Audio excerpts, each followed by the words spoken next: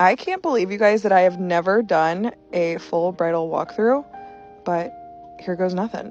First, we went over her trial pictures and we decided what we loved and didn't, and she honestly didn't want to change anything but maybe add a little bit more lash, so that's what we're going with. I'm starting off with Shape Tape as my base. I always pick a color that I'll probably end up using under the eye as a base. I then feathered her brows and then added some powder just to get them slightly more filled in, but Blake has already pretty large brows, so I didn't want to overdo it. I'm then using my favorite all over blending brush from my set, which you can see I'm using it all over with the MAC Mineralized Skin Finish. I love this brush because it makes blending significantly easier. And then now I'm going in with Uninterrupted, which is still my favorite eyeshadow of all time. I would guarantee you, if you've got your makeup done by me, you are wearing that eyeshadow. Okay, and now I'm taking a more defined blending brush and using Saddle, an oldie but a goodie.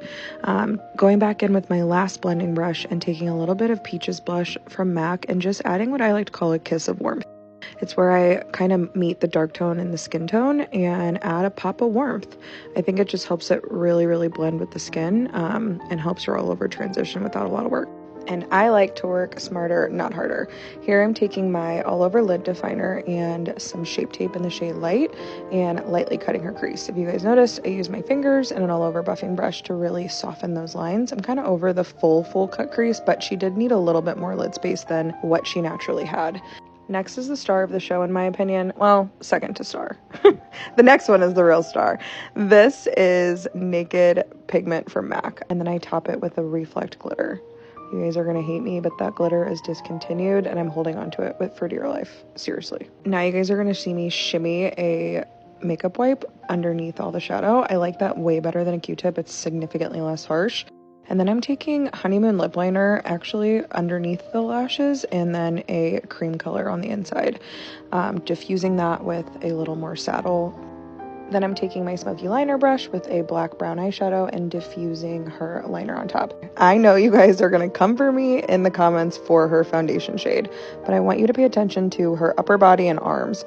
My goal is to make everything look the same tone from hairline to tip of her toes, right? So I had to go darker. There's nothing worse than flashback on a special day, and not in my chair will that happen. I'm using Milani Concealer in the shade Warm Tan as her contour. Oh, and her foundation was Estee Lauder Double Wear mixed with the House Labs. Now for my favorite part, which is brightening. So I'm essentially reverse contouring because, again, I'm okay with flashback in certain areas, but I want to control that. So I'm picking the areas that I want to be brighter or reflect light. So I'm using Vanilla Swirl from the Huda Beauty Faux Filter Concealer. And I'm really pressing that in with the concealer side of my sponge. Next, I'm going in with one of my favorite secrets ever, but I'm going to share it. This is the J-Cat Beauty Concealer in the color Shell. I use this as a brightener. I do not like it as a concealer, but I love it as a brightener. Also, why are we buying cream blushes when we know as makeup artists we have liquid lipsticks and they work the same? This is Dusty Rose from ABH and I love it as a cream. Oh, look at that. Adding a little bit more concealer. So this is in the color Soft Tan from J-Cat Beauty and a little bit of Shell. I am all about finding colors in the skin that exist that I need to put back, and that was the color that was missing. So bear with me. I'm insane. And now debatably the most important part of bridal makeup, which is setting. I'm using Laura Mercier Translucent with Givenchy No. 3. Here I'm using a La Mer under eye powder to help re-brighten. Again, I don't think anyone specifically needs this powder. Studio Fix would work just fine, but I bought it, so I'm going to use it. And then looking at her skin again, I realized she needed a little bit more of like almost a green based bronzer, so I'm using Almond from the Sephora brand Micro Smooth Collection.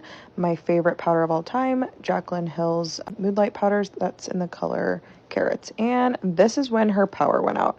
But it was the cutest thing ever because every single bridesmaid ran over with their cell phone light on, prepared for us to finish her makeup. But within a couple minutes it came right back on. All was good, so we continued on. I'm using the Juvia's Place Volume 4, which is the Pink Duo Blush. I'm obsessed with it. Lighter pink under the eyes, hotter pink more towards the temple. Going in with a lip pencil from Black Opal and CoverGirl's Bare Maximum Lip Stain. This is one of my favorites for bridal. It stays all day. It's the perfect pinky neutral. Topping that with Fussy Gloss from Fenty Beauty and some waterproof mascara top and bottom. Now, these are Blake's words, not mine, but she swears that the Joy Lash is the only lash looks good on her eye shape.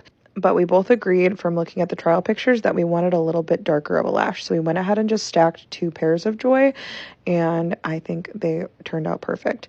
I'm taking a little bit more of my brown shadow and smoking out her liner. And my favorite combo for bridal recently has been the Patrick Starr setting spray mixed with the Morphe. So Blake actually works at the hair salon that I get my hair done at, and I've seen her grow, and I just think she's the most beautiful person inside and out. So I was so happy to do her makeup. And I think you can tell by the look on her face that she was really, really happy with it. I could be totally making this up, but I believe that everyone's makeup looks better on their wedding day. There's just something about it. All right, and there's my first bridal walkthrough. I honestly can't believe it. Just 5 years it took me. So thanks for hanging in there, guys.